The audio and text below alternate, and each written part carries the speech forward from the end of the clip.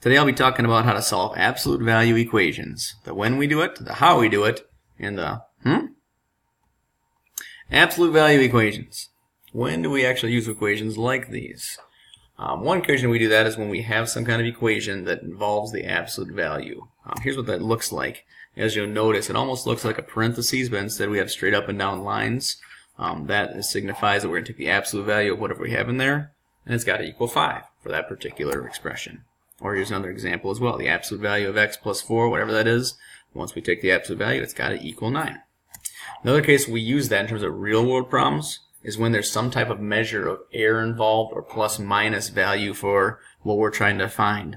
Maybe we need a certain answer or a certain length of something, but it can be give or take a few degrees or a few inches or a few whatever it may be. That's also a good situation for absolute value. And in those kind of situations, here's a little equation that we use for that as well. X minus whatever the given value is equals how much standard deviation, how much error we can have. So on this slide here, I've got an example of a real-world situation where absolute value might be involved to use to solve the problem. We talk about how doctors and nurses typically need to interpret information about a patient, determine what their health is. And a common piece of information they use is the temperature of the body. Average internal temperature of a body is 98.6 degrees Fahrenheit, but a person's temperature can be within half a degree of this either way and still be considered normal. This is a perfect example of a problem you might use absolute value, since we have a given value of 98.6, but we can be about a half degree off in either direction. So an equation that would model something like this would be x minus that given value, 98.6, equals how much we can deviate either a half, either above or below that average temperature. Now looking at some absolute value equations just without context, how do we solve something like these types of equations? Absolute value, just as a little reminder, means the distance numbers away from 0 on the number line. And when we deal with problems like these, sometimes we are talking about 0 or sometimes we're talking about another number. Just depends on the problem. For example, here's a case though where we're talking about 0. It says, solve this equation, the absolute value of x is equal to 8. So what it's saying is whatever numbers we put in for x, they have to be 8 away from 0 on the number line. And so there are actually two possible solutions. In this case, you find out many times in absolute value there are two possible solutions.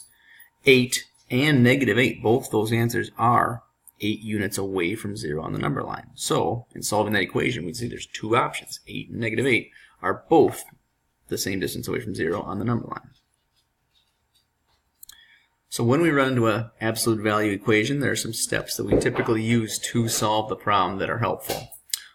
First thing we got to do is when we have the absolute value in the equation, we got to get the absolute value isolated by itself on one side. Take a look at this equation I have here. It's got the absolute value x minus 7 equals 15. That's what we need to have.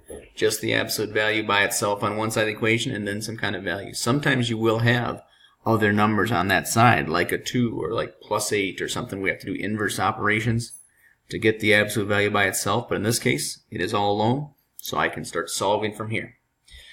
Like we talked about earlier now, there's usually two answers for a case like this. So what we do is we break this problem into two cases. The absolute value, what we have in that again, parentheses like looking or inside the lines, the absolute value part, that can either be 15 or negative 15. So we break it into those two cases to solve. X minus 7 could either equal 15 or x minus 7 could equal negative 15. Those are the two cases that simulate like absolute value, how it's on either side of 0 and it's so far away. In this kind of problem, we're just not working with 0, but it's the same type of situation. There's two possible choices for answers, and breaking into two cases will give us those answers. And now just with each of those two equations, we just solve using inverse operations. I'm going to add 7 to both sides of each of the equations, and I'll find out my answers end up being 22 or negative 8. If we ever need to check that our solutions work, we plug those solutions back into the original equation and see that yes, they will give us the absolute value of the numbers. Either one, no matter which one I put in, they'll give me the absolute value equals 15.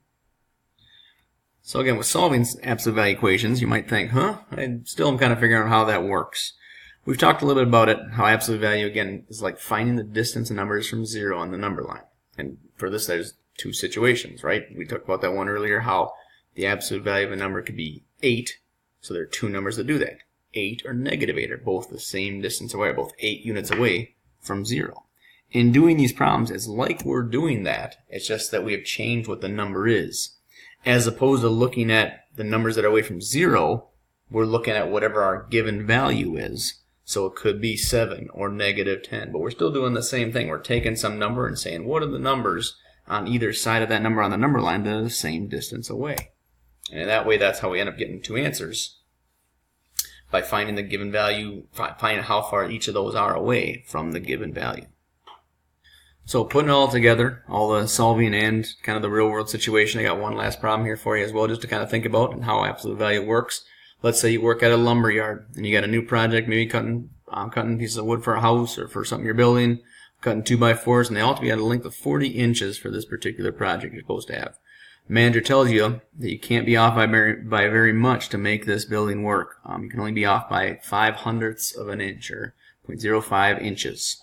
So, knowing that they all have to be 40 inches long, we can make a little equation, being that 40 is our given value, x minus 40.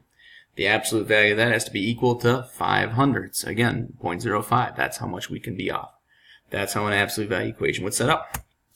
Then, like we showed in the other slides, making two cases for solving this to figure out what our max and minimum values for the lengths of wood could be. I set up two equations where x minus 40 is equal to 0.05 and x minus 40 is equal to -0.05. Again, showing that it can be above by that much or below by that much off of 40 inches. We use inverse operations to solve. I'm going to add 40 to both sides of the equation, and there's going to be my two solutions. The pieces of wood could be 40.05 inches long or 35.95 inches long and still be acceptable in this project. And that is how it's done.